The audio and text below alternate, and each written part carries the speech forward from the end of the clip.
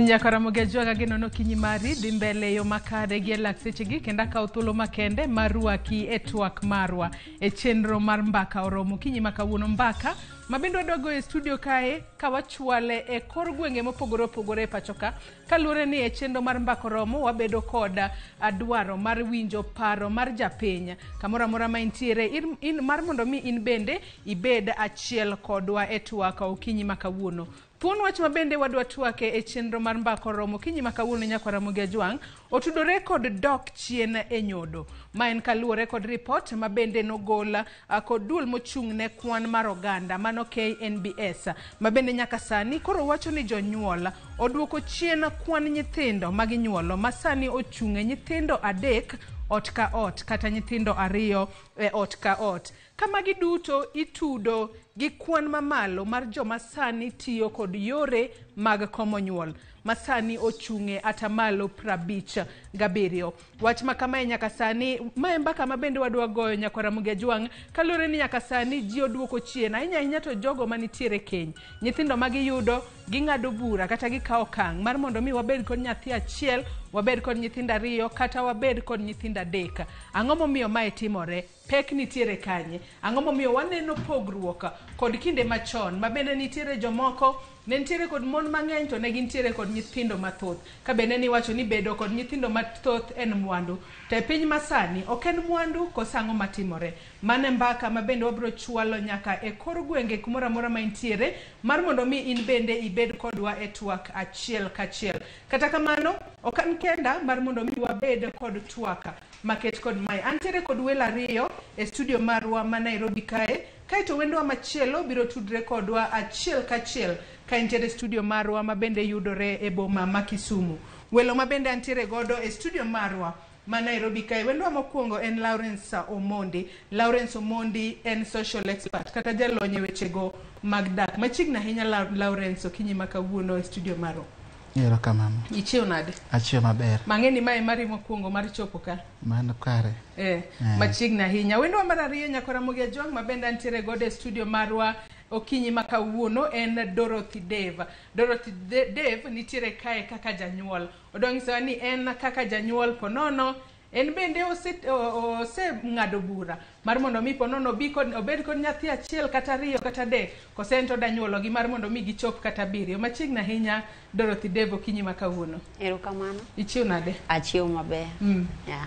Nyaka Ramogi Jwang wendwa mar 3 mabende asenyisi ni wabro tudre godo achiel kachiel ka intiere studio marwa mayudore e county ma Kisumu en Caroline Nyandat. Caroline Nyandat en jalony e weche mag thieth mag nyodo kata reproductive health expert. Caroline ichiew nade Kisumu kono kinyi makawuono eno machiegni ahinya e studio marwa e twak marwa e chenro mar mbaka oromo. Erokamano. Achiew maber. Erokamano ahinya nyaka Ramogi Jwang mana kaka iseneno mage welo 3 mabende abiro bedo godo okinyi makawuono mar mondo mi wabed kod twaka maket kod maka mora mora ma intiere in bende kaminenowa inyalo tudri kodwa kioronwa ote mari machuoka kokalo e namba mar ote machuoka ma en 3 Facebook kacha ibiro yudo wa live Ramogi TV Twitter @Ramogi TV kan bende inyalo tudri koda e Facebook page mara ma Joyce Oduor Twitter handle @Joyce Oduor _ kawachaka yanga twak marwa okinyi makawuono Lawrence ang'eni imbi janyuol Janyuol janyuol Dorothy Dave imbi janyuol nyaka sani report wacho ni jogo manitiere keny oduoko piny kwan mag nyithindo magiyudo e keny jomoko ng'ado bura ni wabed mana gi nyathi achiel jomoko ng'ado bura ni wabed mana gi nyithindo 2 moko bende wacho ni wanto we wachwalane matin wabed kod 3 akeka imbi nyalo ng'isa ni in kaka Lawrence tipange nade wachako twak marwa. Mokwongo agone Ramogi TV erokamano kuom thuolo magimiyo gokinyi mondo wang'iyane gimomiyo tinde kata odiochieng' masani jonyuol ok nigi nyithindo mang'eny to king'iyo kaka chon jonyuol wan nigi nyithindo mang'eny kaka wan nonyuolo nyithindo 9. Nonyuolo nyithindo 9. Ento sani koro idwaro nyuolo nyathi achiel. Nang'o? Kata kamano moko to nodhi. Koro sani wadong' yawuoyi 2 gi nyiri 3. Koro gima kelo ma anene ni seche moko en somo. Education. In koro ikele weche mag somo. Yes. Ang'o momiyo nikete somo? Iseyo somo kose? Ok asesomo. Somo be ber. But koro ineno ka ng'ato dwaro ni odhi e skul, otim degree, otim master. To kineno higa cha songo. Koro bro timo master up to 35 or 40. Mano wach ni ken ng'ama nyako kata en ng'ama wuoyi? Mostly ng'ama nyako. Nikech menopause gi be ni machiegni. Koro by the time modwa jipanga ni obed gi nyithindo mang'eny, time koro onge. King'iyo rate ma e Africa, at least 2 years, imiyo gi duration ma 2 years. For example, kutieko at 35, koko dono udhi okende, at least obedo gi nyithindo 2 kata 3. Kuoma aneno kamano giswan kose gihero somo ahinya. In koro ikete somo kapok idhi kata e course mar 2. We wawinja ne apach Dorothy Dave mabende nitiere okinyi ma kawuono kaka janyuol. Ang'eyo ni wach ni en report mabende duol mochung' ne golo kwana mar oganda KNBS nogolo machiegni mar report mabende ne gitimo higa mokalo 2022 e kind dwe mar 2 kod dwe mar 7. To yangore ni jogo manitiere keny jonyuol sani koro ok dwa nyithindo mang'eny. Gidwa ma nyithindo 2, nyithindo 3, moko bende mana nyathi achiel kende. To wach ma kamae bende iwacho ni biro kaluwore kod medruok e atamalo mar joma mine. Ahinya to mago manitiere keny. Wantiere kod atamalo mar joma mine 63 manitiere keny matiyo kod yore mag komo nyuol. Ang'o momiyo joma mine ok dwa nyuol? Ibiro kae kaka janyuol kendo janyuol ma mama. Erokamano ahinya kuom rwaka ka. An aparo ni gimomiyo sani ji oluoro nyuolo nyithindo mang'eny en luoro. Luoro mani? Ji oluoro ang'o? Luoro ni ji oluoro joma mine oluoro nyuol. Mana ng'e ni gima chando joma mine. Ing'e ni nyalo bet gi the first sami kuongo nyuol nyathini mokwongo cha. Maybe gima ni kale sechego. Anyalo wacho ni rem makonono ni kale kinyuole manyalo goyo. Nyalo bedo rem, to be nyalo bedo rem mibet go ka intiere expectant, to gino dhi bodonje pachi. Kochopo kendo sa nyuol kendo en rem. Koro iduogi paro iwacho mana ni an ka nyuol 2 to be atiekra. Iwacho ni koro igoyo full stop.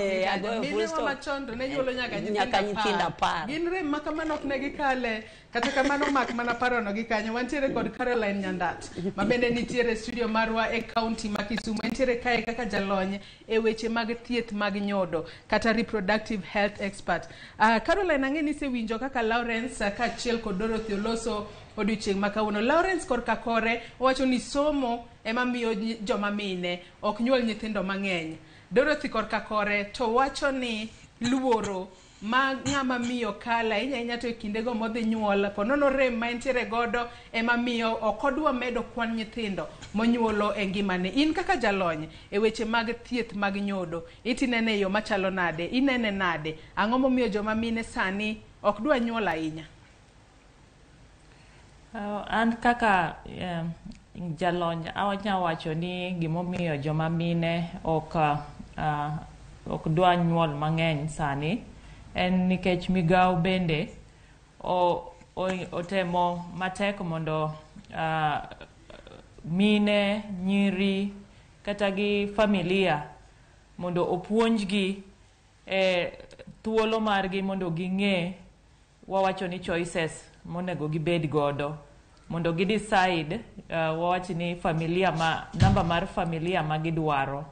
So ibo yudo ni migawo otemo kabisa mondo ute mag thieth nyabedo ni chiwo kony koka weche mag komo nyuol, puonj, to bende gichiwo methods ma mine nyalo dwaro.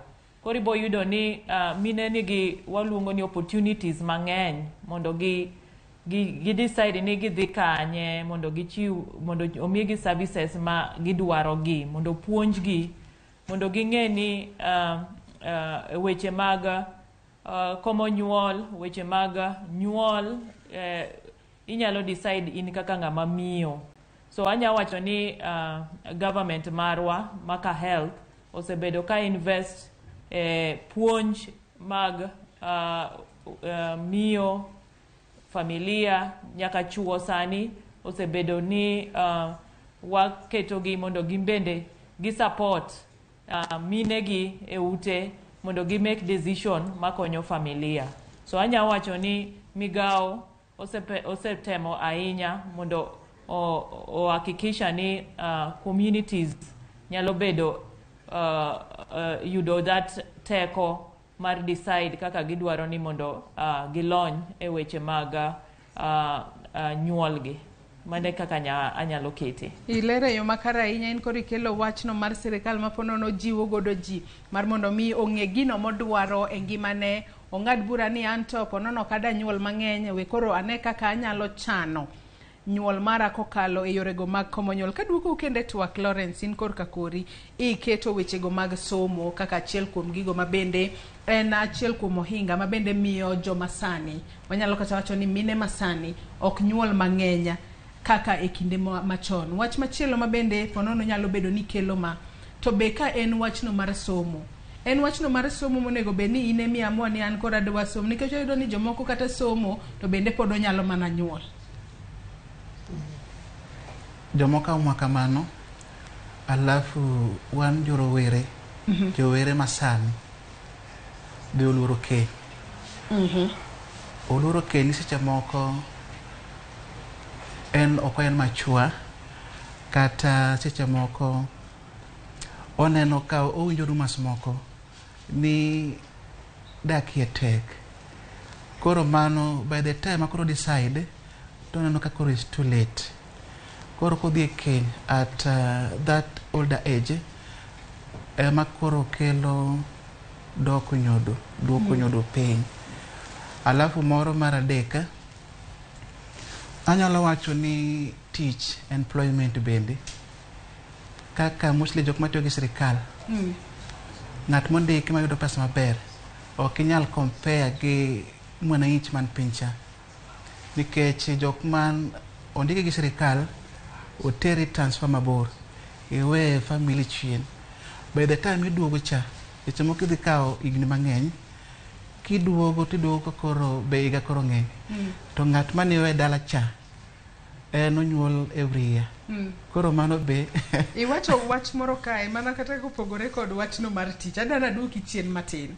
Imulo wach moro kae mar ni joma chuo moko ponono oluor donje keny kaluwore kod weche mosebedo kowinjo ni ponono keny te kata keny rach.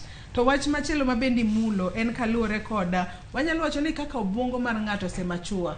Iwacho ni ponono ken machuo neno ni ok onyala donje keny. Ng'ama dichuo nego bed ni ponono kodonje keny nitiere higni moyang ni koro ng'ama obwongo ne osemachua makare onyalo donje keny kata maber, nikech ong'e ni joma chuo un the head of the family, ine monego bed ni ng'iyo maslahi mar familia marite. En higni mage ma ng'ama dichuo kochopo to koro nego wach ni anto koro aromo, we koro amany ng'ama nyadendi moro wachak godo kata wapang go uzazi. Aparo ni higa maber en higa 30, mano gi pacha. To ineno ka jomoko, yudo ka jomoko dhi e marriage kapok higa 30 oromo at 20. Ki compare nyathi kata kijana ma ja higni 20 modhi e keny gi ja higni 30, akili gi ok rom. Moro seche machua. Aya koro matin ni ja higa 20 ni ebe odhi ok obi manyo nyako maduong' mohingi, obo manyo ja class 8 maybe. Mahike ni piny. Mahike ni piny ne mare. To seche moko nyire masani gi jonyuolo betemo marache, nikech ndalo machon ka nipuonjo nyithindo manyiri kaka onego gidagi, kaka onego giritri. To mine masani ibro yudo ka ong'eyo ni nyare cha dhi marache, koro okete family planning chon. Mano be by the time akoro oyudo kar dak bro yudo ka seche moko tongie ka osekethore. Koro mano be changia duoko piny nyodo gi sani. Ilero kanyo makare ahinya Dorothy, ka in bende koro in be amedie twako kinyi makawuono. In kaka ng'ama miyo iwacho ni luoro mabende ponono ng'ama mama nyalo bedo godo e kindego ma odhi konyore kata odhi nyuolo hospital kacha. Ema nyalo miyo ponono bedo koda okodwa bedo kod nyithindo mang'eny. Tang'eni e Kenya kusedonjo udonjo ji ariyo. Ang'o makoro timore ka inti luor ka to nyawadu to ponono en kipacho wacho ni anto adwaro ni Dorothy ni onyuolna kata nyithinda 6 moko. Dorothy owuon to luor. Mano to koro itimo nang'o? Erokamano. Inge sani piny masani kaka nyawadwa ni wacho nitie gik mang'eny mo obiro mopogore opogore. Ok en kaka chon. Koro yudo ka sani ka anyiso ng'ama wadak go jaoda ni an adwaro mana nyithinda 2 to kaneno kotamore takwamo kanyo. Anya kata penje ni bing'e ni ane madhi nyuolo keni. But inyalo konywa by iwuoyo kodwa, ipuonjowa kaka wanyalo konyore, mang'iswa ni remno en mana mar dakika matin to be kiae tiya gi gweth mar nyathi. Puonj ma kama ng'a onego be ni chiwo ne joma mine. Kalure ni mine machon kuom wachacha diera, wanyalo yudo ni ng'ama miyo ponono nonyuol bang' kata higni 2. Nyathi matin ni kosenyuolo bang' higni kata 2 osemedo moro. To nyuolo gi anyuola kamano mopangi mo gichop kata nyithinda 7. Ng'a onego be ni puonjo joma mine. Joma mine machon madongo onego kaka nyawadwa ni owacho onego giduog gipuonj joma mine matindo.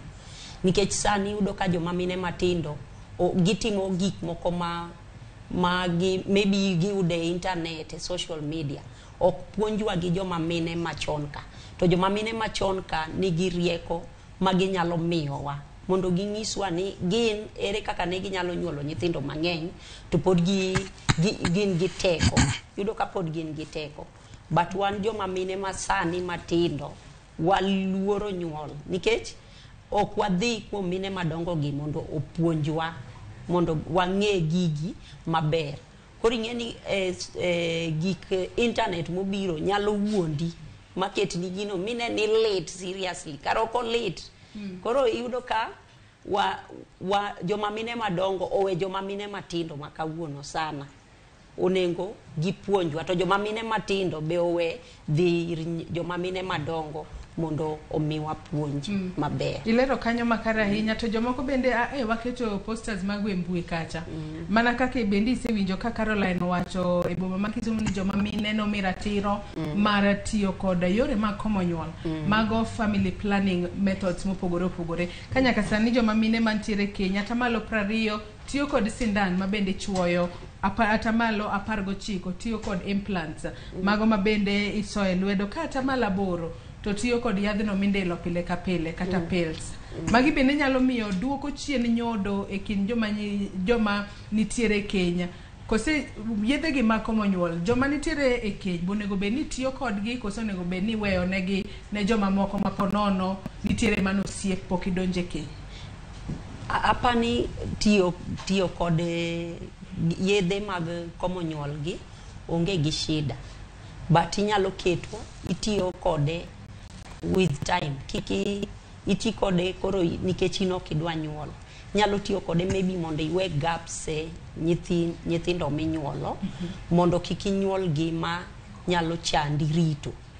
Lakini kikwawe be tiyo kodgi kech inya yudo ka kitiyo kodgi ko iwe tiyo kodgi nyalo nyuolo nyithindo ma olure matami kata somo kaka nyawadwa ni wacho kani dwaro dhi somo ama ka in ng'at ma tiyo kaka koro in tiyo ka idwa biro tich. Koro ka in gi nyithindo ma iga ka iga ama igni ariyo ka igni dore mifa kendo ibo yudo ka maisha ni be obiro to a stop.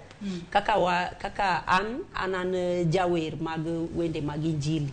Koro seche moko idwa dhi wer kamoro to ineno ka nyithindo be in go ka to nyithindo gi be okidwa wene ng'at moro mondo ritni koro iyudo ka ber be mondo wati gi yedhego but watiyo kodgi maber. Nyithindo kata kidwa tinde donga ji kapo nono Nyasaye ogwedho lweti tinyalo kata ndiko jakonye ot kacha makonyi dong gi nyithindo. Kose mano bende kelo pek kalure kod chal mar uchumi. Mano kelo pek kolure kod chal mar uchumi to be kelo pek kolure gi kaka tinde jok ma wayudo mwakete ot mondo oritnwa nyithindo. Jomoko kwaketo no ok girit gi maber. Ka sache moko intiere kamoro intie tich ka to pachi nitiere ot nikech joma waketo rito nwa nyithindo gi besani moko kuom gi olokore iyudo kikete mondo rit nyithindo to ok orit gi maber o iyudo ka maybe goyo gi marach goyo nyathi ok rach but iyudo ko go nyathi marach moro ma kineno ti kaka in ng'ama miyo mano kale gine pain mana wacho cha tiwinjo kalit no donjo ni ng'ato timore kodi nyathini kamano. Koro mano be okelo shida nikech jok ma rito nwa nyithindo go most of them sani ok gin jok mabeyo. Iwacho makana ahinya wadhi ane ka ir Caroline Nyandat ka entiere county ma Kisumu. Caroline Nyandat ang'eyo ni luwo achiel kachiel twak ma bende wantiere go e studio kae gi Lawrence ka achiel kod Dorothy. Ka bende Lawrence omulo wach moro kae mar keto nyithindo manyiri matindo mar mondo mi oti kod yore mag komo nyuol ka pod gitinda ahinya. Ang'eyo ni jalony e weche mag nyodo. Nyalo bedo ni magi e ponono achiel kuom wechego maduoko pinya nyodo e pacho kae kaluwore ni Lawrence oliyo kanyo ni nono nyithindo manyiri matindo kochako tiyo kod yedhegi kapod gitindo to nyalo ketho nyalo margi mag nyuolo nyithindo mang'eny kata yudo nyathi e kinde mabiro mbele. In kaka jalony weche mag thieth inyalo lero kanye yo machalo nade Caroline?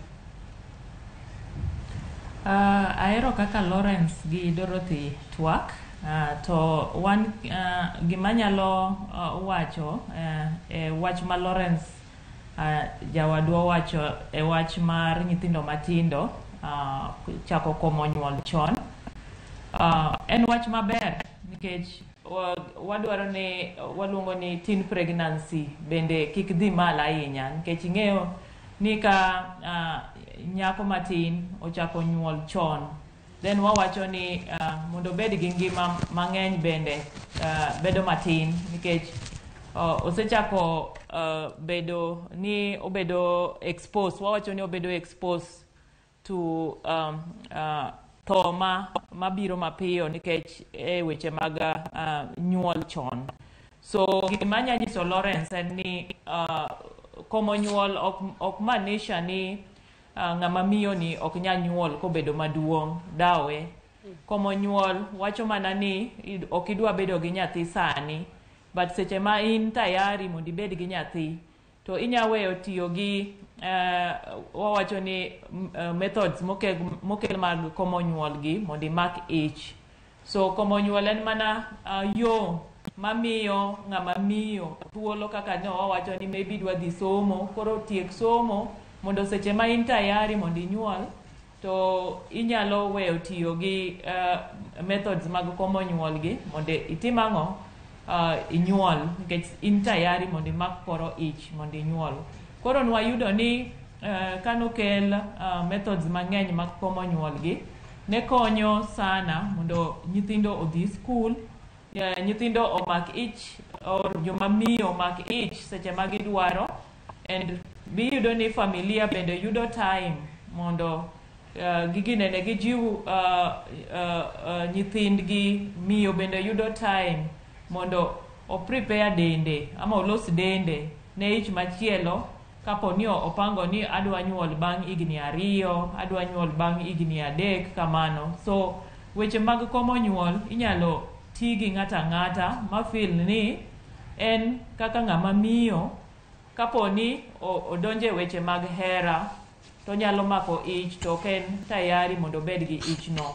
So komo nyuol en mana ni wakonyo joma miyo mondo bed gi ich seche ma gidwaro wawacho ni seche ma gidwaro kaka gidware to gi kuma gidwaro ni mondo gitime o gibede gi ijno. So komo nyuol en mana wawachi ni yo ma wakelo mabe konyo community wa ama gweng'wa mondo wabed gi nyithindo mwadwaro gi namba mwadwaro gigo. Mane gima nyalo wache wach ma Lawrence owacho ni komo nyuol nyalo miyo joma tindo kik timang'o kik bed gi nyithindo in future or ndalo mabiro.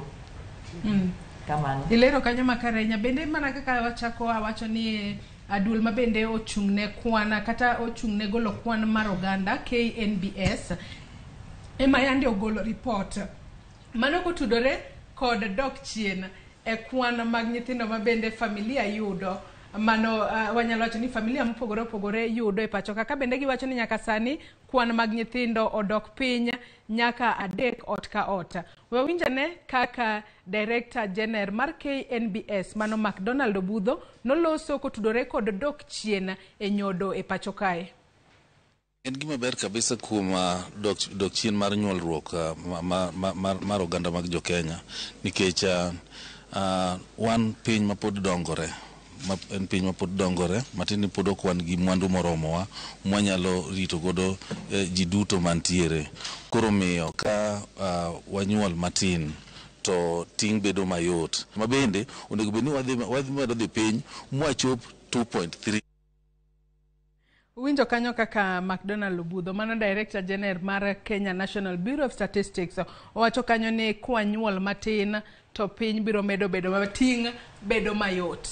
Korka kori Lawrence bende nadiera ni nyuolo nyithindo matin nyalo miyo ting ma janyuol nitiere godo dok piny kalone ni joma chon wanyalo kata kimedo kata in kaka isewacho ni koruno nyuolo nyithindo chiko tibiro do ni nyithindo chiko kata moko kuom gi sani onge mosainya kuom mano yudo ni jonyuol ne make sure ni nyithindo kata ka en somo moko kuom gi no somo mochopo nyaka mbalariany to sani kata nyathi achiel tamo jomoko rito. Director wacho kare but kata muma ka koro wadwake muma wacho ni do nyuolro de umedwe piny multiply and fill the world. Multiply and fill the world. Mano umema wacho. Koro en seche moko wacho kisayansa. Maybe the economy benyalo changia mano. Economy masani. To an korka kora. Aneno ni wanyola kaka jok machon. Nikech seche moko kuom hayo marach nyuolo nyathi achiel kata ariyo. Kuom hayo marach gidoka. Koro ibro bedo parentless. Koro de in kodgi kata biriyo kata auchiel the better. At least kata ka moko dhi in gi moko minyalo kwano to be manyalo konyi in future nikech dendwa ni ok wabi tegno kama nyaka chieng. Nyaka wene jok makawo karwa ka koro ike wang'eny. Yes. Ilero kanyo makare ahinya wacho ni in isiro wachno mar nyuolre uru mar mondo mi upong piny in wachno mar kupanga uzazi okine godo e achiel mar ni tinde joma mine ponono panga uzazi e yo makare. Dorothy korka kori wachni mar ponono kinyuolo nyithindo matin to garama mari kaka janyuol biro dok chien bende nadiera kosen gino ma iwacha nyithindo onego bed ni wanyuola inyuolo higa ni ponono ikalo higa manyien kendo ichaki meda moro. An ka pacha to anyalo tiyo nyaka gi pach nyawadwani ka Nyasaye okonyi minyalo nyuol maber to nyuola nyithindo gin gweth maya kuom Nyasaye. Koro ka Nyasaye okonyi gi teko ma inyalo nyuol to inyuola nyithindo go kech ang'e ni ibro yudo kaka iritogi. Jonyuolwa kaka wawacho jonyuolwa machon ne nyuolo nyithindo mang'eny to ni yudo ka jomoko nok ti lakini ne gi manage magi riti nyithindo gi te mamoko chop nyaka mbalariany kaka iwacho no. Koro sani kadok e gima nakwongo wacho cha en luoro be odonjo kuom ji ma ng'ato wacho ni an kanyuolo nyithindo 5 go kata 3 go kata 6 go ng'ama bokonya rito but an ang'e ni ka Nyasaye omiyi teko nyuol nikech Nyasaye momiyi teko ni bro miyi kaka irito nyithindo gi. To en mana ni kaka sani be iyudo ka ntiere kaka gimomiyo wacho ni ka Nyasaye omiyi teko ti nyuola nyithindo go mang'eny go nikech yudo ka sani nitiere jok ma kodhi nyuol to ginyuol through cesarean section, to cesarean section yudo ka oketi mondo inyuol a maximum level of nyithindo. Inyanyisi ni nyanyuol 3 kende ama 2 kende ama 4 kende, but ka Nyasaye okonyi ni nyalo nyuologi to aneno ka nyuola nyithindo. Mana kaka kiwacho ni ka Nyasaye okonyi mar mondo mi inyuol to inyuola nyithindo. Nyasaye bokonyi inyuolo nyithindo. Kata kamano kisenyuolo nyithindo, tinde ji wacho ni nyathi ka nyathi biro gi sande kowuok kuom Nyasaye. Kata obedo ni nyathi biro gi sande kowuok kuom Nyasaye, gik matindo mag pinygi, gigo ma nyathi biro tuyo ka nindo, mago ma tindi rwako ne nyithindo mag lony ma nyasani, ma bende kiserwako ne nyathi koselaye mang'eny tidiro kuya. In kaka janyuol nyaki bi nyiewgi. Koro in ado ka yie gi daktari be ni tiyo gi yedhe mag komo nyuol ok rach, kaka nawacho ok rach. Inyalo tiyo go mondo iket gap kuom nyithindo minyuologi mondo kik giromre. Sani yudo ka joma chon ne nyuolo nyithindo maromre, kaka an nitiere owadwa ma waromgo wakalre gi higa achiel kende. Koro yedhe mag komo nyuol gikonyi mondo inyalo yudo kata ka inyuolo nyathi moro, like sani an nyathina mokwongo en ja higni 6 to nyathina mar 2 en ja dweche 5. Koro iketo gap no, kiketo gap tapani inyalo keto mondo kik obed ni matek sana. Kech ibo yudo ka sama ja higni 6 cha nyalo wuotho makoro ok orwak diaper, to moro niendi koko biro koreno orwako diaper. Koro ok yud kinyiewo diaper mar ji man olure mag nyithindo 2 nyadichiel. Yudo ka maybe ng'ama ng'ongo ni sani chamo kuon, to nyathi matin obiro en koko madho chak. Koro yudo ka ok chandi nikech moro chak kuon mitedo chae mubo chamo kode, koro matin ni bo mana ng'iewo chak marome. Koro yedhe mag komo nyuol ber nikech giket konyi keto gap kuom nyithindo minyuolo. Kabiro korka kori Caroline Nyandat ka intiere Kisumu kono, wachni mara komo nyuol bende en wachno mabende nyaka sani wachni duoko chien nyodo e pacho ka kalore ni joma mine mathoth sani komo nyuol ahinya to mago manitiere keny. Penjo madaher mar penjin kaka jalony e weche mag thieth mabende wantiere godo kinyi makawuono, ichiwono alera mar gigo maponono waonge godo kod ng'eyo makare. Wayudo ni nyaka sani ji nyuol to mana kaka wasewacho mbele kanyo ni jomoko ponono lew kapok onyuol kalure gi ponono wechego mag somo, obed wechego kata mag tich. Ka ponono wacho ni an we atimondi abro nyuol mbele. To akia ka in kaka jalony weche mag thieth, ng'ato ma ponono okawo kang' mar mondo mi en odwa nyuola, onego bed no nyuola ponono e intervals maromo nade? Nikech wang'eyo ni ponono nitiere higni makichopi to kata mako ich nyalo bedo matek. Nyuol kata be kidhiye tinyalo ng'isi ni ngimani ni kama ng'aw kaluore kod higa kata higni mabende isechopo. Caroline. Kamano, erokamano. Jawadwa Dorothy olero gino maber kabisa. Bawe ni ojalony wadwa. En a parents, ama janyuol ma nowinjo puonj maber osuptal manodhiye. Nikech wapuonjo ni kaka ng'ama miyo kapo ni mako ich ma idwa nyuol, kapo ni nyuol, ber ahinya ni miyo dendi muda mondo oyud teko, oyud nguvu. Sana sana wawacho mfuko mar nyuol mondo oyud teko no manyating'o ich machielo. To wawacho ni averagely wanyawacho ni kikawo higni 2 kama mondo kinyuol nyathi moro, to mano miyo mfuko mari yudo teko makata ka otemo ting'o nyathi to in iwuon seche midhi nyuol tiyudo teko no. So averagely wanyawacho ni kikawo higni 2 mano mabedo matin, to maybe ichwalri ahinya. Ko chwalra ahinya to higni 5 ok rach ahinya.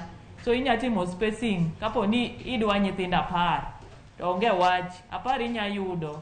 Tema ni ng'ama miyo bedo gi nyithindo 10 gi e intervals mag higni 2 being higa matin mondo imiye thuolo mondo embede kaka ng'ama miyo oyud teko no.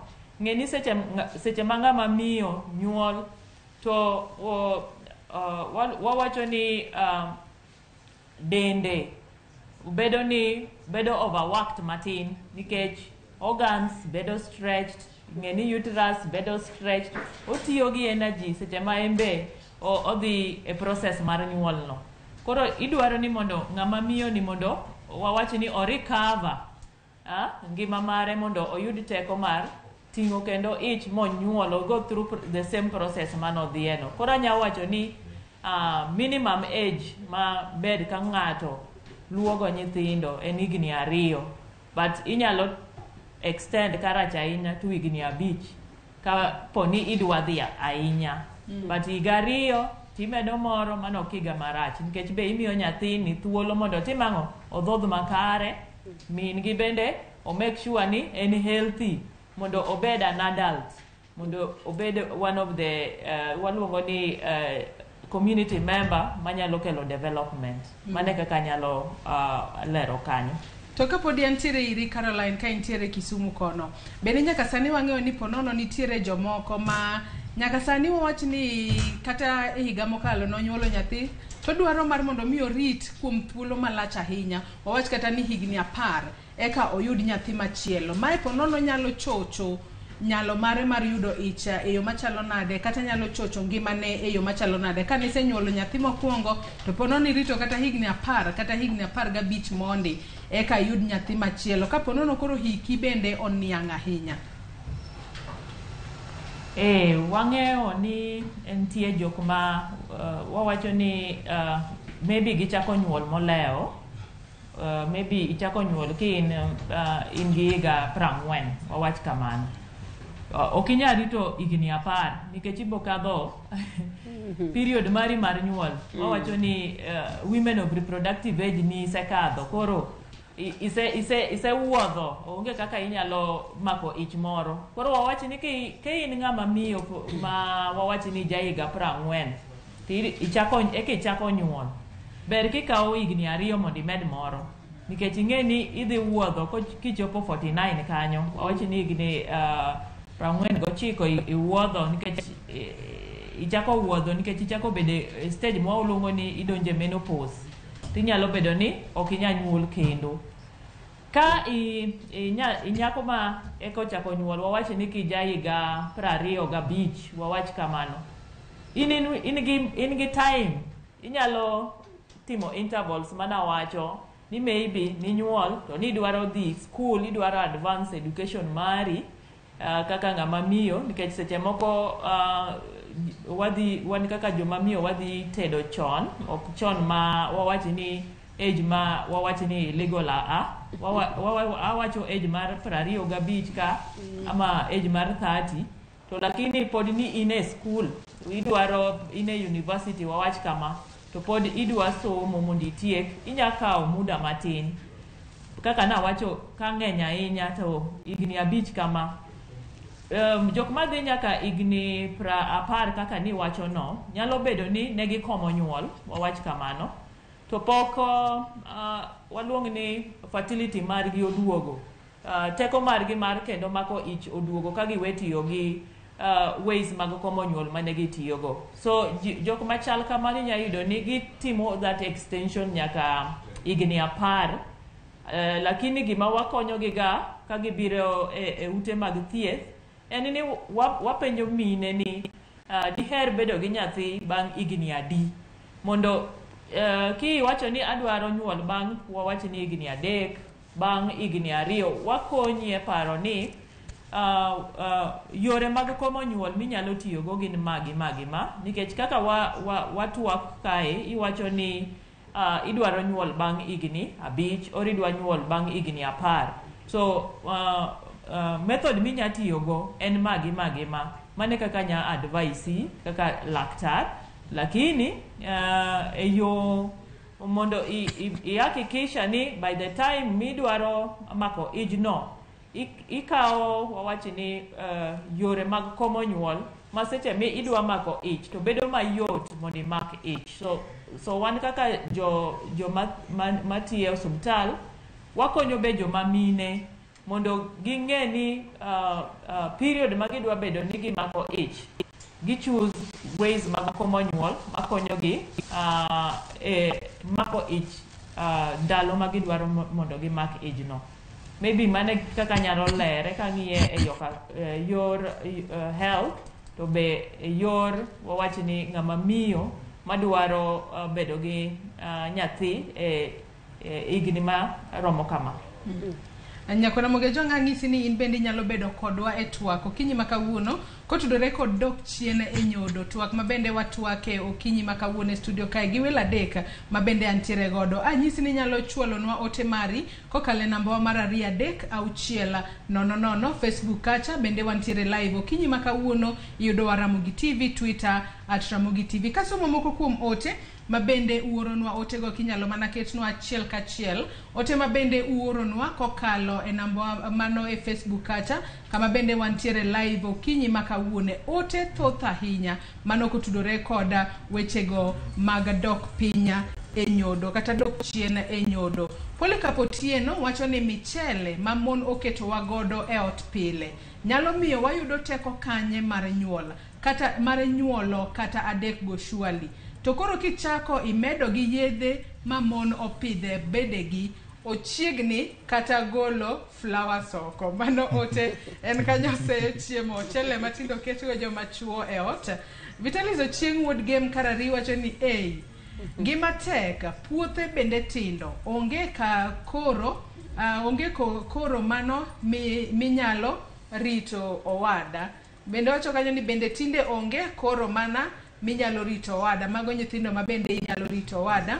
Amanote mar Vitalis Ochienga. Akavo MC Odesh wacho ni piny tek nyamin okoyot kata nguvu mar manyo nyithindo norumo kalure gi uchumi mar Ruto. Wacho ni kanyo kalure kod pek mar ngima sani koro ji ok par kata nyuol. Isaac Odenya wacho ni magi makelo nyuolo nyithindo adek kata ariyo e kinde mamoko. Wacho ni uchumi ma obembore piny, lo sani tin, tije kata karia wacho kanyo e yor dwero. Mage weche mabendo wacho ni miyo jomatinde ok dwa nyuolo nyithindo mathoth.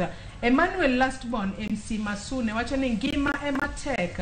Ndalo machon inyalo yudo ka ng'ato achiel nigi mon 42 to nama radira. Nyakona magajengo med mana oro ote magi. Omosh Digaro bende wacho ni Omosh Digaro Land Cruiser kanika mato wacho ni sani nyuol tin nikech uchumi mar Kenya ni malo, kasto lope bende tinde thindo kod lo mipuro bende nyak margi odok pinya. Mano Omosh Digaro kanyo ote mare ma bende chwalo nwa kanyo. Odhiambo Walter Ambonya bende wacho ni Andol Kodero gima dhi mbele en ridruok mar ngima masani kuom ranyisi koso tije, nok mar lowo, nok mar chiemo nyalo miyo nyuolo nyithindo mang'eny kelo ne mana dhano chandruok kara kelo mor ne oganda kata e ot mwadake. Mago mana ote kata paro mabende joneno magwa medoro nwa kanyo. Eddie Bridge bende wacho ni sani mon osar ogich badgi ma osoe plastic makata dichuo tem ono kodhi to luor mana ilwanda ok nyagi. Mago bende joneno magoro nwa kanya kora Ramogi med mana chwalo ote magi kokale yoro waduto te mag tudruok. Ote ma bende pod wabro medo somo achiel kachiel ka wadhi mbele kod twak mar okinyi ma kawuono. Lawrence Nenga wuoyi ma bende wantiere godo e twak okinyi ma kawuono. Kachako gi wach mokwongo ma bende joneno magoro nwa kacha, wach mar pidho joma chuo mchele. Kit chiemo ma joma chuo chamo ponoro nyalo miyo gionge teko mar nyodo, gino momiyo dok chien e nyodo nitiere pacho ka kosa ng'atimore. Jaote moro oteno be nyalo bedo kare nikech king'iyo ndalo machon ne wachamo chiemo maber.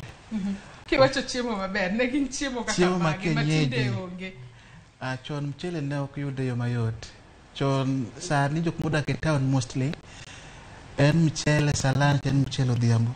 To kidhi dala kucho ibro yudo ka en kuon ichamo sawa sawa mimi kama dhi koro bro medi teko alafu mar ariyo be chiemo ma sani miyo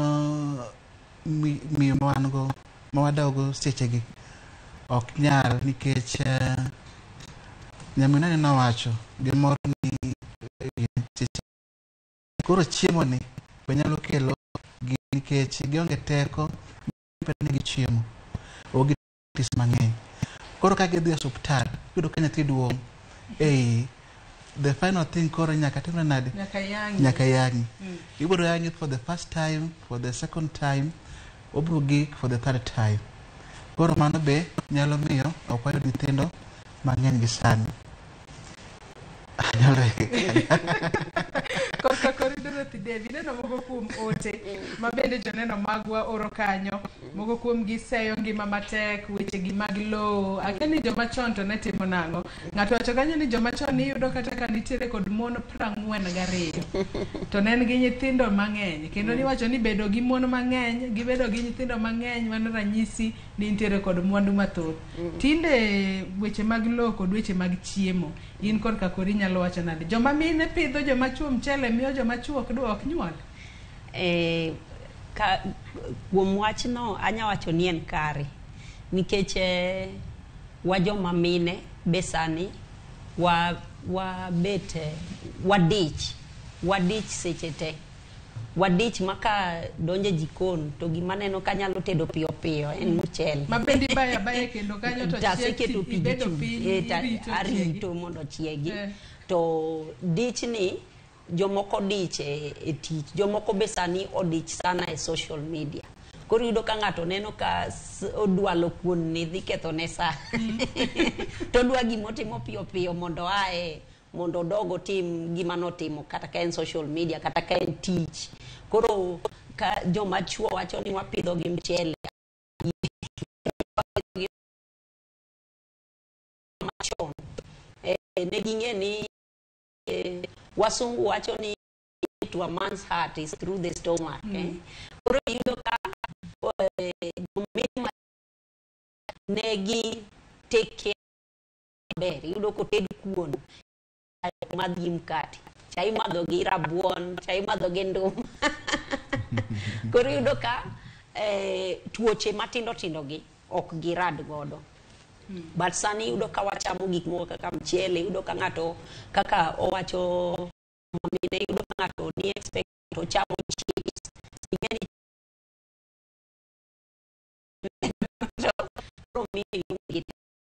yudo ka watedo gik moko kaka spaghetti koro jogi be complain ni mchele spaghetti ko chamo onge giteko onge giteko no padok apodoke mine mondo yie mondo otim watim gik mane joma mine machon timo wadog watim gi wanyalo wacho ni ne gitimo gi nikech mago gik machon wawach ni ati zimepitwa na wakati wadog watime gik mane gitimo gi gik matimo sani ema kelo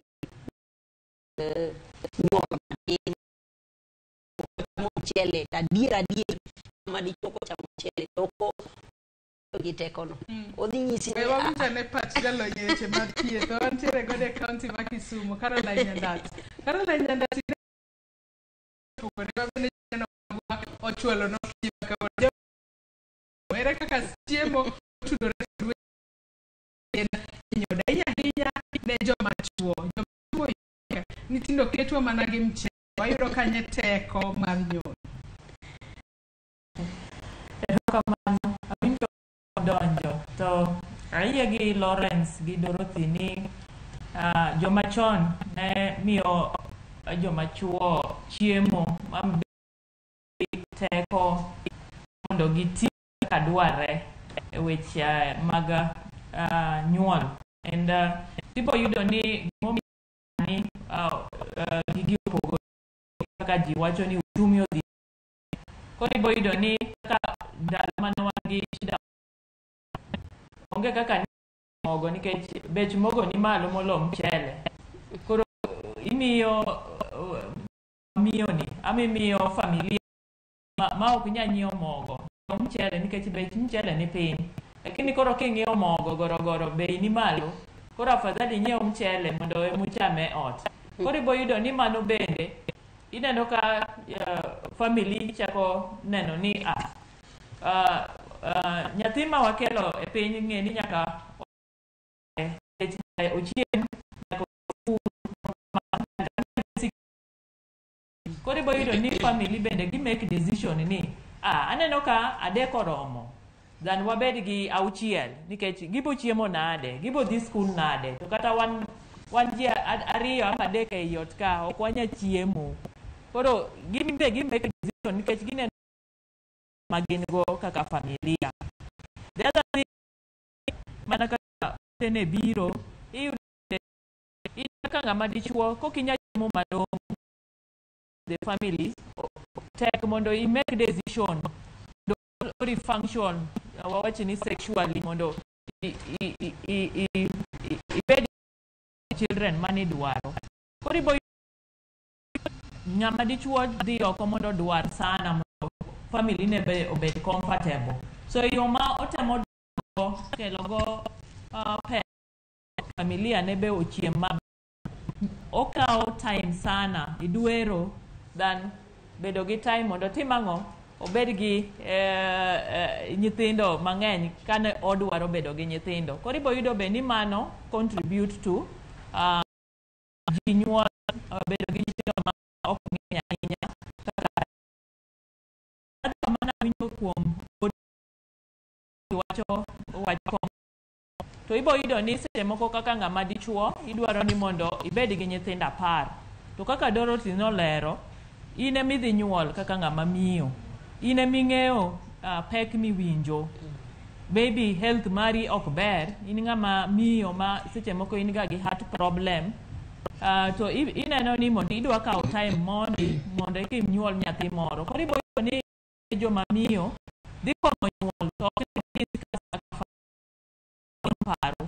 Koro yudo ng'ama dichuo ni dwaro nyithindo, lakini in kaka i make decision ni bang' higni 4 ok bang' achiel. So en otem gi nyathi lakini to ok ni nyise. So magi sani watemo kaka jolony ni chuo bende obed involved mondo gi discussion at family level ni wadwa bedo gi nyithindo adi, to ere kaka muda mane ma wadwa kawo mondo wabed gi number of children.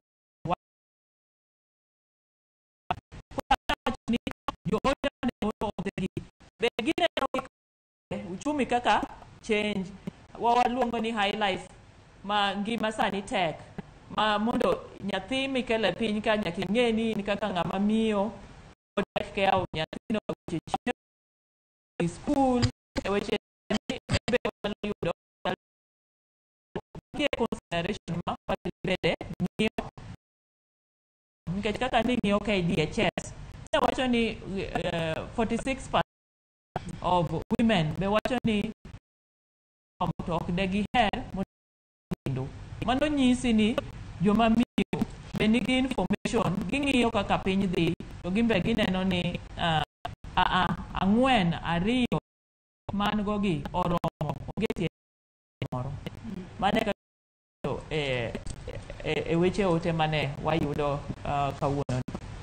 Ilero kanyo makare ahinya maber watere godo e studio marwa e kaunti Kisumu. Nyako Ramogi jong benda singo nini wach makama wach mabende watu kawuono wabro chwalo achiel kachiel nyaka e tiere mar mondo mi kaka japiny wawinje pa kod dok chien e nyodo ng'amo miyo ji sa mane momiyo gulo di achiel kachiel nyaka e kaunti ma Kisumu. Kinyalo winja ka e kaunti ma Kisumu kono inyalo na loso kotudore kod dok chien e nyodo. Erokamano ahinya Joyce, achiel kachiel kwa wuok bende kar loko ohala ma Kibuye e kaunti ma Kisumu kaendi, kuma bende walimo jogi nikech ka gino ting'o ji mopogore opogore mondo wang'e anena ni to kotenore gi twak ma wan go e studio, gino ma bende mamiyo nyuol odok chien e udi kwa pimo kod ndalo machon mane yudo ka ot achiel nitie kata nyithindo malawa 18 kata 20 kata dala achiel nigi nyithindo mang'eny modhuro. Wadwa ng'e anena ni to gin to pachgi chalo nade, ang'o momiyo ma timore e kinde ni kwa pimo kod kinde machon, ang'o mok timre maber e ude, dobed garama, dobed ni nitie kaka joma chuo kata joma mon ok yud chiemo e yo makare emamiyo ma timore machiegni. Nyaka Ramogi Ajwang', abo chako kodi king'iyo kamera machiegni to rigi kaendi mondo ichakna gi nyingi. Nyisa ni to iparo nang'o miyo sani oganda ok nyuol nyithindo mang'eny kaka chon, nyuol odok chien e udi. Iyudo ka ng'ato kosenyuolo nyathi achiel kata 2 kata 3 kata 4 kotemo ahinya to wacho ni aweyo gi kanyo. Pachi chalo nade? An iluonga ne Elena Dhiambo, anyar Tanzania, achikano. To gimemiyo sani nyuol odok chien, kech ng'eny. Wanyuol wada dhi pidho gi gang'o. Mar ariyo, ida nyuole kaka ida puonje, shida ng'eny. Iyudo pesa ni mo matin, sani wachandore Kibuye ka, makata kaka wachiemo onge. Wabedo gi kech aru kiny nyaka odhiambo. Ngima omedore, ngima tek, piny oridore, wada nyuol ang'o. Mane kaka nyalo wacho. Erokamano ahinya mana kisewinjo nyaka Ramogi Ajwang' machiegni. Choruma na uru machiegni mondo mi apachi. Choruma machiegni. An kakalo kuom nyinge iluonga ni Lavenda Uma, anyalo ka South Nyanza motedo singo. Kanyalo wuoyen mana Aisha modhi malo. Koro ni family planning. Kech king'iyo maisha kikompea sani gi chon, sani maisha oidho, kata mana garama mek gik moko bende oidho gi puonjo nyithindo. Koro momiyo mon mang'eny odhi e komo nyuol, to kata kamano nyuol to ber, to maisha moidho. Erokamano ahinya machiegni. Nyalo wacho ang'o? Bili mondo moko pidhi maber bo yud chiemo mondo mi omed koso maisha. Erokamano Ramogi, an kod George. To kaluwore kod kaka sani ngima omedore kod sirkal manya odonjo nyoro, mwawinjo ni kata mana fee manye chulo e skul cha, pesa manyore chulo nwacha odwok pi ong'adi. Koro wayudo ka nyuol dhi bedo matek kata puonjo nyithindo dhi bedo matek. Koro wan mane gima tamowa nyuol mang'eny. Waketo mon dhi keto komo nyuol kamano. Erokamano ahinya machiegni mana mapiyo piyo. Nyalo wacho ang'o e weche kotenore kod gimomiyo nyuol odok chien e udi kopim kod ndalo machon? An iluonga ni Benotina Lando, an wuod Alego, ausi e chiro Kibuye ka. Gima nyalo wache wach ma nyuol sani tek ma gimomiyo ok wanyuol mang'eny en ni maisha odhi malo. Kata king'iyo batha kar kineno ka joma nochako use stonde mantie kar gi gionge nikech joma nyiewo gik moko onge. Koro ing'eni ka in gi pesa be kinyalo nyuolo nyithindo mang'eny, to sani tich mar chiro mar uso ni piny emomiyo wapango nyuol. To an be gima ne dakwa ni ka bed maisha ne dibed mbele, no bed gi pesa nyalo nyuolo to gi sani to maisha tek mili mok apar kwa nyalo nyuol. Kata an sani akoma gi nyathi mancha nyuolo mogikni ok achaka nyuol moro. Erokamano Ramogi. Erokamano mana machiegni. Ni nyalo wacho ang'o e weche mag nyuol? Iwinjo ka nyawadwa wacho ni en osekomo gi nyathine mogik. Chori gi kae ama koni? Erokamano. Nyinga iluonga ni Evans Odhiambo, an abe aja uso town. To gimomiyo ji ok nyuolre, jowa moko gin lazy, ji ok dwa tich matek. Kitiyo tich to ok nyal tami pidho nyithindo. To thoth mine wa bende gidwaro kaka ne en nyako, odwa nosik kamano kata en dayo, kodwa yien en mama. Koro momiyo ineno ka ok gidwa nyuol, ng'ato dwa nobed abeda neno en oler pile, to kodwa tich matek. As long as ni wuok idhi e tiji, nyaka Ruoth Nyasaye gwedhi gimoro matin miyud ka nyithindi be nyalo yudo ang'ono, nyalo yudo kaka chiemo. Erokamano. Koro ka ang'ade awinjo ni nitie kaka dichuo koko pidh maber e ot, bende mano kelo mae ngufu mar nyuol, koso mano to ok timre ga? Erokamano. Ng'ama dichuo ka en ng'ama tiyo matek tiyudo chiembi michamo, nyuol ok nyal tami ng'ama dichuo. To bedo lazy emamiyo ang' ni bed ni onge teko, to ng'ama dichuo ma onge teko bende ok nyal bedo, ok onyia kendo. King'eyo thoth chuowa modak kuonde modakegi ng'engi gin lazy, ok gidwa tich matek. To tich matek nosingo nyaka e muma, nong'isi nyaka jite ni nyaka uti e kuyud kaka uchiemo.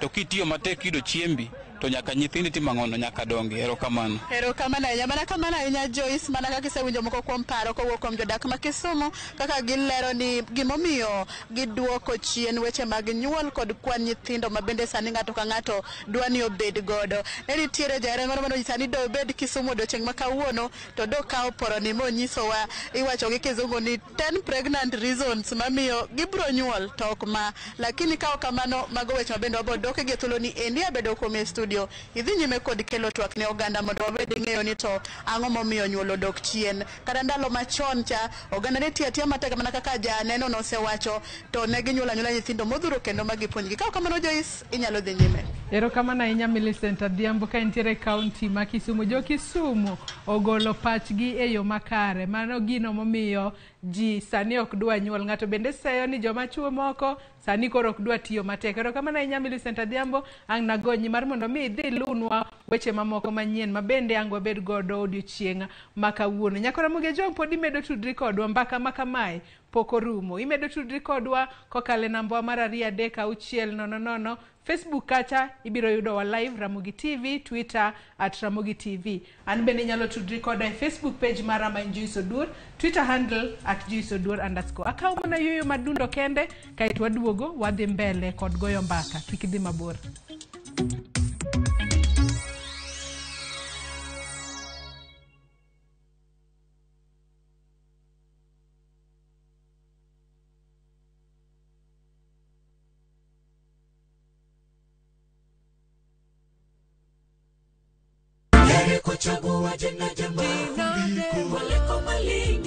Ging'wono mar Nyasaye manyisore e ngimawa kinde ka kinde.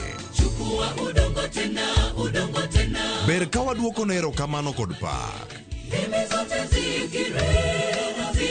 Ma watimo sabato ka sabato chakre sa 2 mar okinyi. Yud gweth kod ngima manyien kuom Kristo kokalo kuom puonj koa kuom jotich Nyasaye. Sikie lamo, nyis Ruoth Jehova Nyasaye entie gi duoko maber ne ngimani. E chenro mar Injili ngima e Ramogi TV.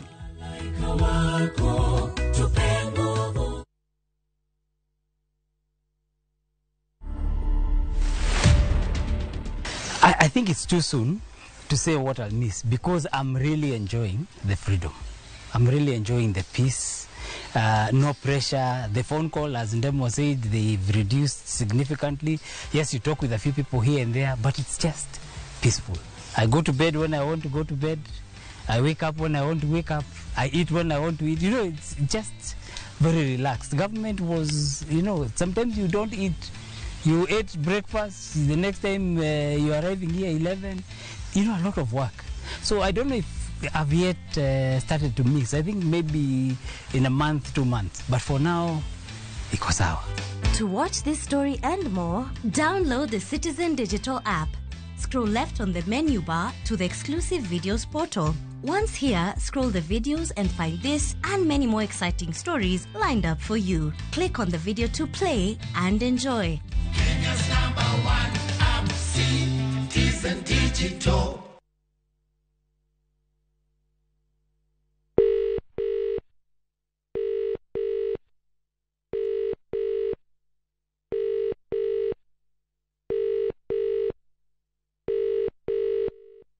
Dial *811 *446# to get ring sound as your skiza tune. Kata sim tupo side. Piga lukukula wa achabi. Wa achabi. Okonyal bedu maber moloyo ka. Unanipa vigezo na sababu ya kukupenda tu. E chenro maliet kendo mamit mar ngolo e piny luo duto. Wat mana di mamiyo aparo nyama manjo teko tiendo. Tudri kodwa mondo iwinj thum maliet. Chakifala mekam na mezubana na chekia kisubari ya mambaru ni mekam na meja. Miel manyasani kod neno jothumbe mihero. Riuri kod jota chenro Lind Ramogi kod DJ Kolo e thum Dagmor. Ngeso ka ngeso sabichu tieno. Mana e Ramogi TV.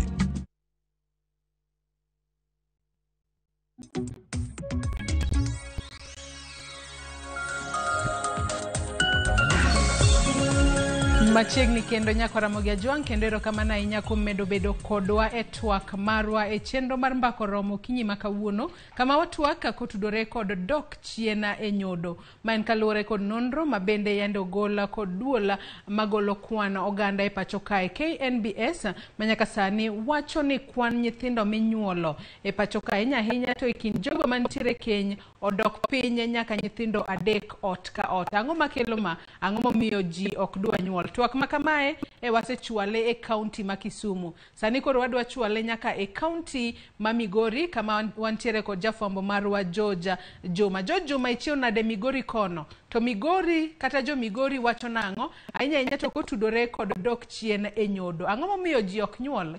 George. Erokamano wawinji makare, kaunti ma Migori wachiew makare, kabende waseno lipodno mayango ni sani nyodo sani en mana dek kende Kenya mangima. Kata bed ni e kaunti ma Migori ko lipod poko yang ne romo nade, to kwang'iyo report mar KDH 2014, wach ni kaunti ma Migori ne wane atamalo 4.7, manyiso ne familia mathoth nitie kod nyodo maromo 4 kende. Kabende king'iyo kaunti kata report bende ne ogol kod duolo ma KNBS, nyiso ni kwan ji maromo 55 nyaka sani koro komo nyuol e kaunti ma Migori. Kabende king'iyo yono mar komo nyuol mitiyo go ahinya e kaunti ni en mano mar kede kata implant, mabende nyaka sani atamalo 27 tiyo godo. Ka iluwo kod mano mar standard mar depo, mabende atamalo 25 nyaka sani koro tiyo godo e kaunti ma Migori. Ma chalo kachiel kuom gigo bende wacho ni koro osemiyo kwan oganda oseduoko piny yodo magin tiere godo. Kata kamano, miya thuolo mondo kowuok kod moko mar ng'iyo ni to ang'o momiyo kwan mag nyodo dok piny. En okang' ma gikawo, ang'o momiyo gikawo okang' machal koda mae mar ng'iyo ni koro giduoko kwan mag nyodo piny. Koro awachak kodi bi machiegni waneno ka report mogol kod Kenya National Bureau of Statistics yango ni king'iyo jo Kenya thoth gi sani ni mana gi nyithindo 3 kende ma ginyuol kata kwan mar nyodo. Ok ang'eyo ni kwan ni kaka in owuon ichako ni luongi ni ng'ato in kod gi adi mokwongo mondo ang'e ni to bende in e kwan jo Kenya manyuol 3. An iluonga ni Saitoti Jabuya, ang'era gi nying mar Atoti Cardinal mar Jomiel. En adier ni an gi nyithindo 2 to mino to chiegni kelo mar 3 osiepa, koro alima mondo mi okel mar 3, taparo ni kokelo mar 3 no to nyalo bedo ni oroma. Ok ang'e ni sami wacho chal ka gima koro idwa bedo kama kwan jo Kenya mathoth manyuol 3. Ang'o momiyo 3 ni oromi? To nwano ka kinde machon ne wanyuolo anyuola ma nyaka tong' rum e ich. Ing'e ni ndalo machon cha chiemo ni nitiere kendo bech gik moko ne yot, ninyalo yudo nyaka sukari a kwota gi Sh6. To sani sukari a kwota chiegni Sh100. Kata kopo ni we sukari ni dwa madho nyuka, gorogoro mar oduma miruwo godo nyuka no, gorogoro achiel en Sh200, mano pok iregi. In kata gi nyithindo 7 to idwa riwo gorogoro achiel ma Sh200 ni, gini ok nyal romi. Koro pek mar ngima momiyo sani neno ka ji pango nyuol ahinya, ng'ato nyuolo nyithindo 2, ng'ato nyuolo nyithindo 3. Nikech kopo ni in gi nyithindo 11 mane jonyuolo kaka an mama wan onyuolo gi 10, ok nyalre nikech sani ngima tek. Mano nyithindo dhi lokore chokore street, dhi chako kwecho.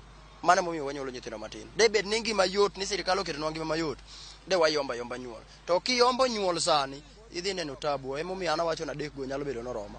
Ok ang'e ni mana bech mogo ni kende, nikech iwacho ni mondo ng'ato nyuol nyithindo matin ti gik mang'eny ming'iyo.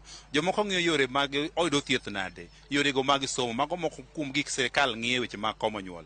In komo nyuol ni ing'iyo mana yore mag chiemo kende, ma kadi bed gi chiemo di nyuol kaka idwaro. Yore mag komo nyuol to wang'iyo weche mang'eny. To chiemo no ema okwongo, nikech ing'e ni chiemo, pesa inyiewo go chiemo. Koro awuondra ni koro ok akomo nyuol, anyuolo nyithindo 30 to aonge tich. Kenya ka ing'e ni isiko ni mana kidwaro telo ni une jotelo makiny, to ok chopi ni wadhi create 1000 jobs. Onge. Koro seche minyuolo nyithindo sirundra, ionge tich. Kionge tich, osiptal inyisi ni kiani osiptende mag sirikal ji dhi nono. Kawe ni nyithindi 11 giteri district hospital kaka dang' thiedhgi nono. Ibiro thiedhgi gi pesa miting' badi malo. Emomiyo sirikal nokelo weche moko mag insurance mag health gi. Koro nyuolo nyithindo 7 sani, pesa onge, yani dhano winjo matek matong' ni sirikal neno. Kia Nyasaye mabiro konyowa. Erokamano. Erokamano kuom pachi, wakawo pach ng'ama chielo. Adwa ni chak na gi nyinge to wang'e ni be inya bedo achiel kuom jo Kenya ma sani nyuolo nyithindo maromo mana 3 gi koso in to mari en chalo nade? An iluonga ni Lawi Frederick. Wach mar komo nyuol niendi gi sani gi kama ngima ochimo niendi ber mondo miyo ng'ato onyuol nyithindo moko kala adek. Kech kogi kala adek, maisha masani gi ting' mar nyithindo gi somb nyithindo ma som matieki en gima tek kabisa. Mana ungo lwedo mar ni ber ka ng'ato bedo gi nyithindo adek, karach ahinya to kik gikal adek kanyo, karach to gichop 4. Sama nyithindo adek gi obe pod uyudo yot e pidho gi nikech wach na adek ni nyalo romo, bo uyudo yot e pidho nyithindo gi. Ing'eni kata nyithindo adek ma koro ng'ato dwaro mondo mi obed kodgi niendi, pod pidho gi pod mana tek. Emomiyo wach ni at least mondo mi ng'ato bed gi minimum mar nyithindo adek, pidho gi nyalo bedo mayot. Kaka ginyalo chiemo, lweti nyalo romo negi chiemo ma gisom, ka thieth be nitiere ginyalo thiedhore maber. Koro bedo gi nyithindo adek niendi onyalo bedo gi makare, to chutho winjo bed ni kata ng'ato bedo gi nyithindo 2 mano orome, nikech sani maisha ma wantiere gi kama warie niendi otek. Kenya sani chorie mana Amerika ma ng'ato bedo mana gi nyithindo 2 to orome aroma niendi, nikech kaka ibed gi nyithindo kata kaka ndalo machon ng'ato nyalo bedo kata gi nyithindo 10, 12, 11, nikech ne nitiere yot mar ngima ne yot kabisa, maisha ne yot, kendo wach mar chiemo gi somo gi endi ne nono. Sani kibedo gi nyithindo mang'eny, iwinjo ka sani somo be oridhore, mara wan gi CBC, mara wan gi CBC ka kende pesa idwaro e tarago, pesa mang'eny kabisa midwaro. Koro ka in gi nyithindo kata mana 5 adek kata ka ni e CBC ka endi, ngima de tari nono, diwuoth mana kiwuoyo kendi e kor ndara. Mae momiyo kela mondo mi awach ni ber mondo mi ja Kenya masani ibed gi nyithindo 2 adek ma inyalo rito yo mayot. Erokamano kuom pachi, wakaw pachi ng'ama chielo. Adwa ni chak na gi nyingi tikona ne to jo Kenya mang'eny thoth ne bedo mana gi nyodo adek, nyithindo 3 kende. In kipachi ang'o momiyo ma timore kan ka? Okay, an iluonga ni Brian Ajumo Wuor, Ajakatiga. Gima omiyo mana nyalo support nikech gisani king'iyo mos e generation masani, kwanza kian wuon machung' kane behalf of mine ni generation moyuda gisani, aneno kano wuon nyithindo adek ok anyal kalo kaluwore gi pek mar ngima ma kawuono gi sama wantiere gisani. Luwore ni kik wabed gi nyithindo mokalo adek nikech pek mar ngima nitiere e piny sani. Pek mar ngima nitie kabisa, ma kidwa bedo gi nyithindo mokalo adek to yudo ka yuto mari ng'ama janyuol, ng'ama wuon ot, yudo ka yuto mari ok ni malo sana, yuto mari ni piny. Koro kikawo gi keto gi mang'eny te madhi nyori e mbele kocha, me yud ka in gi shida kabisa. Yeah. Samu bedo gi nyithindo matin gi, ok ang'e ni en twak mu bedo gi odu koso in kaka dich wacho ne piny tek na nyakwa time mana kama, koso bedo kod twak kod minod. Ya, mano gima nyaka timre nikech seche ma mano nyaka timre nyaka ubed kuwinjoru gi minodi together, ni mano nyaka timre nikech seche motek na to kata en otek ne nikech wajonyuol wate. Koro mano gima nyaka to timre nikech nyaka to wawinjre awinja e parachiel, to parachiel e ot ka untie uwinjru e parachiel, to parachiel ema miyo gimoro losore e gima kiny. Ya. Erokamano kuom pachi ng'ama chielo. In gi paro mane e weche mag neno ne ko ji mang'eny obedo gi nyithindo 3 kende? Kuom nyinga iluonga ni Royo Chieng' Okuro. An to korka komo nyuol ni tapinge. Yomiya pinge nikech iyudo ka ng'ato bedo gi nyithindo 2, ai marach, nyathi achiel otho kata nyithindo 2 go dok te, to nusegado ni nyithindo 2 ge mubedgo. Koro ubedo maonge nyithindo nikech chuno ni udhi bedo maonge nyithindo. Koro an gima nawacho onego bed ni ji bedo gi nyithindo machakre 5 kata 6. Nikech nyithindo 5 be ka in kata 6 luwore mana kaka ijipanga, ok ochuno ni nyaka inyuol gimoro yoro piyo mondo mi gimi sida. Nyithindo nyalo bedo go mos to nyuolo higa, imanyo kaka higni dhi tinyuolo nyithindo mami nafas ma kata nyathi nyalo rito. Ema ne nyathini idwa keto ni nyuolo ni ka higa achiel gi dweche 5 isepuso moro, higa achiel gi dweche 5 isepuso moro. Mane makelo sida, lakini kijipanga maber gi nyuol to kata inyuolo mana nyithindo 6 onge problem, ibiro rito gi maber. An koro mane gima in gadi to idwa chopadi? An koka kora an gi nyithindo 2. Tadwa ni mondo ka ber Nyasaye ochako medo 3 gibed 5. Kanyo mana wacho ni ber ka ji chako bedo gi nyithindo 5 kanyo ka dhi mbele. In gi puodho moromo gi cham moromo? Puodho to an go kata an gi moromo matin, to luwore mana kaka ijipanga e odi mondo mirit jogi. Kamano. Erokamano ahinya kuom pachi, erokamano ahinya. Adhi ka gima watieko, adwa ni wabed machuok. Paro mar jo Kenya thoth ne sa nyuolo nyithindo 3. Inene nade? Tang'o makelo ma? Mokwongo an iluonga ni Emmanuel Ochieng' Onuna, do daher mar ungo komo nyuol nikech komo nyuol kelo yot nikech mokwongo nyaka iwinjri gi minoli nyuol te ikawo okang' nikech samoro nyalo nyuolo nyithindo mang'eny ewi wadgi kelo moro kata nanga nyalo ingi ng'iewo kata mana wuoche nyalo ingi ng'iewo ma samoro jirandi moro machiegni koko konyi to nyithindo nyalo lile marach liare kanyo ma be keth nyingi kayiem nono. Koro omiyo an kikora daher mar ungo komo nyuolne en gima ber malich mokadho. Erokamano ka opach ng'ama ogik adwa ni chakna gi nyingi to paro ma jo Kenya mang'eny nyuolo nyithindo adek. In kaka in owuon bineno ka mae gima ber, in owuon bineno ka ang'o manyame jo Kenya mang'eny koro dwa ma nyuolo nyithindo adek kende. Gi nyinga iluonga Hilario Wino, tatemo kadok korka komo nyuol, an anyalo pinge kaluwore ni ober ne jomoko to rach ne jomoko. Korka kora napinge nikech aneno ni ka sani onego bed ni nyuolo nyithindo kaluwore kaka Nyasaye omiyi mondo mi inyuol nyithindi moromore. To komo nyuolno jomoko kome kaluwore to pod inyalo mana nyuolo nyithindi mang'eny kata matin nikech kipango nyuol kendi maber to imiyo nyithindo gaps kaka gidongo pod nyalo konyi nikech ngima to tek. Yes, otek kata mana lope iyudo nyithindo dok chien, ok kaka chon ne en lo maduong' inyuolo nyithindo madongo to kata nyuol nyithindo mang'eny sani lope nyithindo ok nyal chamo, nyithindo nyaka in mana nyaka provide negi. Koro ka ng'ade machiek ni komo nyuol ok mora to mana inya pange kin kaka ng'ama janyuol. Koro kaka in tije panga nade, idwaro nyithindo adi tije panga nade? An gi nyithindo 2 to adwa ni gibed kang'eny to 4 kata 5 kaluwore kaka an. Yes. Iwacho ne pek mar ngima omiyo jo Kenya mosewacho ne pek mar ngima omiyo gi komo nyuol. In pek mar ngima ni bi nene koso sama ikiro gi 4 kadhi mbele bi neno kidhi do pek moro amora? Pek nyalo bedo na kata ne minoda kaluwore kaka wapange. Kikome e yo mowinjore to pek ok nya bede. Kiluwogi kaka pek nyalo bede. Yes.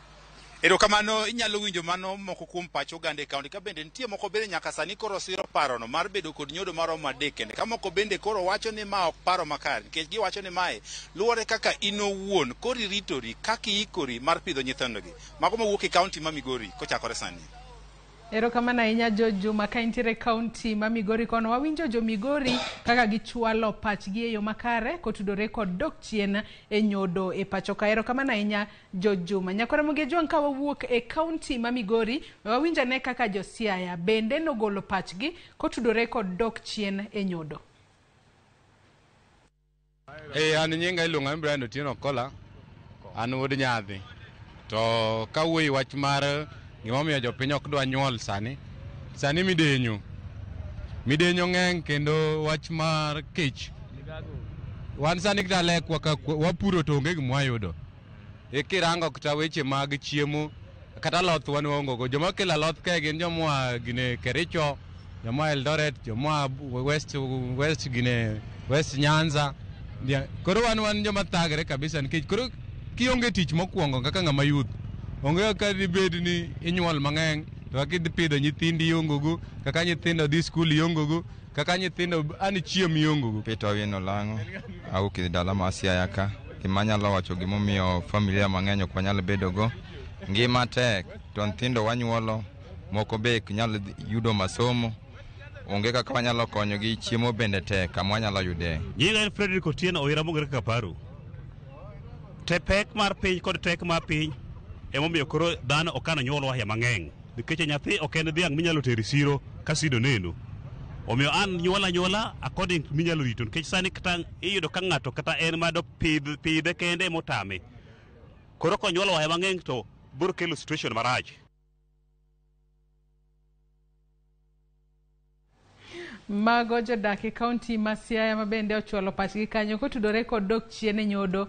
Waneno ka jodak e kaunti ma Kisumu, jodak e kaunti ma Migori kod jodak e kaunti ma Siaya duto giseyo pek mar ngima ka bende giwacho ni mano emomiyo tinde ji ok dwa nyuol ahinya kata ok dwa nyuolo nyithindo mang'eny kaka joma chon mane waneno ka nyuolo nyithindo 10, nyuolo kata nyithindo 12 to giduto ni ritogi e yo makare. Nyakona Ramogi koro wasoma ne moko kuom ote ma bende joneno ma magwa maluwo chenro makama achiel kachiel kokalo e yor mbui gin to giwachang'o kotudore kod thuon wach marwa odiochieng' makawuono. Injinia Lazaro Kanyamboka wacho ni factors mamiyo nyodo dok chien en dhier mar leaders magwa, dier ma leaders magwa oketo go oganda, ka bende wacho kanyo mar ariyo en spirited campaign ma health workers oketo wago ni wapang uzazi, to okuyu kod oria to wacho kanyo ni oyawo buogi ne nyuol.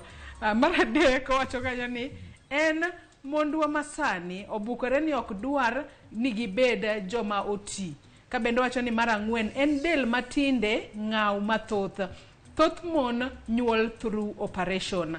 Mano ote kanyo mar Injinia Lazaro Kanyamboka. Ote machielo Samings wacho ni ma asami kawuok Ahero, to gima nyalo wacho en ni nyodo odok piny kaluwore kod pek man ngima moidho to kendo mamedo idho. Mano Samings kanyo. Ote machielo Achieng' Makowiti wacho ni piny to tek sani, gik moko te dwaro pesa, samar rito nyithindo e yo maber bende onge, nyaka indik jarito mabe moko ok beyo. Awacho kanyo ne luo twak Ahero twak makawuono. Erokamano ahinya Achieng' Makowiti. Ibrahim Okelo wacho ni apenjo jolony, bende yedhe makomo nyuol nyalo duoko teko dichuo chien? Mano penjo mabende Caroline Nyandat montiere godo bro duoko kapok watieko twak mar okinyi makawuono, ka yedhe go makomo nyuol nyalo duoko chien teko mag nyodo mag ng'ama dichuo. Godon Ayora wacho ni gima kele en achiel, dok piny mar yuto, ariyo medruok mar oganda, mano wacho kanyo ni over population. Godon Ayoro ka Witi Onyango to wacho ni depression kod expensive livelihood is threatening. Mage gik mowacho ni duoko piny nyodo e pacho kanya. Kwana Moge Jong med mana oro ote magi ka Samson Oumo bende wacho ni nyodo wuok kanye to chuo tinde odonje bajia gi chips, teko maluoro pap diboro ni yud kanye. Kata kamano ote moko bende vita hinya. Mano Dorina Osambo bende wacho kanyo ni thoth chuo ema miyo ng'ama miyo we nyuol nikech giringo responsibility margi. Mano bende Lawrence biro ngiso wa ka bende na diera ka wadhi mbele kod twak maro. Yiena mar mondo mi asoma ne ote moro kae mar Karo Tony wacho ni chuo ema turo wa giting', chuo tinde nyapa. Aparo katin baba wane timonwa kila kitu, to sani chuo oweyo mon gi mizigo ma ok wanyal, chunywa to gombo nyuol mang'eny no, to idwa pidho gi nade. Aka bende Irene Akoth bende wacho kae ni tinde chuo piem gi mon e udi e wach pith mar nyithindo. Ndalo machon kwere wane pidho mon mos maonge sida gi nyithindo 14 e ot. Dako winjo maber maom nyaka nyamin gi matin biro konye pidho machak nyuome gi chuore. Magote mabende ichwalo nwa kanyo. Aneno ka wadong' mana kanyo kod dakika matin kenyre to watieko twak mar okinyi makawuono. Pod antiere kae kod Lawrence Omondi, Dorothy Dave kachiel kod Caroline Nyandat ka intiere kaunti ma Kisumu. Ka waloro twak mar okinyi makawuono Lawrence, yiena mar mondo mi achak kodi. Joma mine bende wanyalo wacho ni nyaka sani moko kuom gi e duoko mag yoro wanyalo wacho ni giwuok tung' mosuo kod joma chuo. Giwacho ni joma chuo nyaka sani moko kuom gi ringo responsibility margi, gipiem kod joma mine ot kacha e pidho nyithindo. Emomiyo ponono ng'ama mama odhi aling' kata piny odhi e yorego mag komo nyuol mar mondo mi kik onyuol to seche moko kong'isi kata kaka dichuo. Bende nadiera kod wachni mogik ka watieko. Nus ne nyalo bet adiera, nus ne be nyalo bedo miriambo. Nikech responsibility en marwa.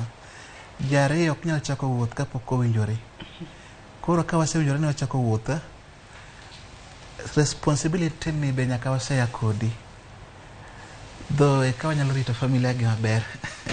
Nikech seche moko ng'ama miyo nigi hawi moyudo tich maber. To in ng'ama dichuo to iasol. To e pachgi gibiro wacho niya, responsibility pesa baba en mar jite. To pesa mama en mar mama. Koro ng'amondiko gino anyalo yie kode matin to be anyalo balo kode matin. Wachni mogik ka watieko kinyi makawuono sa emo mayo wawang'wa. Okay.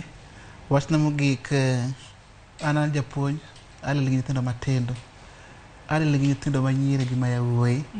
Wa champion somb mar girl child kod boy child. Mostly kama school no wan jo school ma kibinafsi private school. Koro we are within the slum. Koro ka walk wang'yo nyithindo ma nyiri gi mayawuoyi mar within mok nyal ma jonyuol gi yuto ni piny. Koro well wishers moko be biro to konyowa. Koro ng'ata ma winjo mano be nyalo konyowa mondo wa make sure ni ndalo mabiro ka nyithindo manyiri gi nyithindo machuo opuonje maber mar komo nyuol. Anyalo gi kamano. Ero kamano ahinya. Keni imbende se komo nyuol kose pod ipango medo nyithindo moko tin gadi. Kose mano kidwa wacho. Mano nyaka wachi. An gi nyithindo ariyo. First born is 5 years old. Second born is 2 years old. Ipango medo moko gichopa boro. Ipango medo moko adek. Ero kamano ahinya. Alafu thuole mama wawang'wa. Dorothy Dave wachni mogik ka watieko twak mar okinyi ma kawuono thuole mama wawang'wa.